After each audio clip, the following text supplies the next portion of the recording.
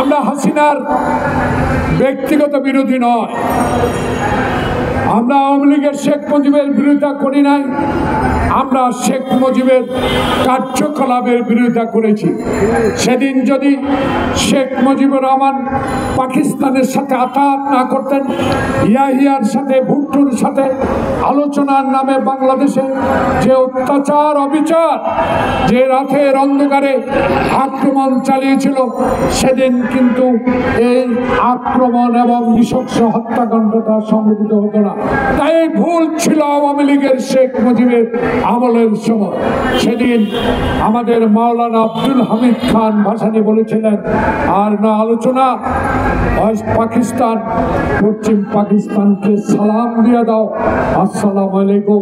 সেদিন কেন আসাম আব্দুর রব, আব্দুল কুদ্দুস মাখন, শাহজাহান সিরাজ, যারা বাংলাদেশের স্বাধীনতা বটতলা থেকে ঘোষণা করেছিলেন, সেদিন কেন শেখ মুজিবুর রহমান আলোচনার নামে বাংলাদেশের স্বাধীনতাকে দীর্ঘায়িত করেছিলেন? সে 1971 সালে সেদিন সেনাবাহিনী পশ্চিম পাকিস্তানে আমাদের উপর ঝাঁপিয়ে পড়ার পর একজন মহান নেতা, যিনি সেনাবাহিনীতে চাকরি করতেন, যার কোনো উদ্দেশ্য ছিল না বাংলাদেশের রাষ্ট্রপতি হওয়ার, যার কোনো আকাঙ্ক্ষা কোনোদিনও ছিল না সীমান্ত পাহারা দেওয়ার, যার দায়িত্ব ছিল, সেই বজ্রকণ্ঠ মেজর জিয়াউর রহমান বাংলাদেশের স্বাধীনতা ঘোষণা করেছিল।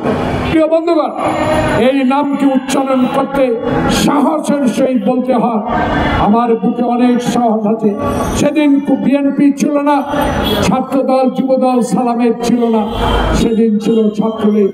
সেদিন ছাত্র জনতা শেখ মুজিবের বন্ধু 32 নম্বর বাড়িতে আমরা একত্রিত হয়েছে, বলেছিলাম, আর কেন দেরি, আর কেন বিলম্ব? কোনোদিনও পশ্চিম পাকিস্তানের ভাইদেরকে বিশ্বাস করা যাবে না। এরা চায় পূর্ব পাকিস্তানের 6 কোটি লোককে তারা শাসন করবে, শোষণ করবে। সেদিন আমাদের কথা উনি শুনলেন না। সংখ্যাগরিষ্ঠতা পেয়েও সেদিন আলোচনার নামে বাংলাদেশের সেনাবাহিনী পূর্ব পাকিস্তানের সেনাবাহিনী আনার সুযোগ করে দিয়েছিলেন। সম্পূর্ণ দোষ ছিল তখন আওয়ামী লীগ শেখ মুজিবের।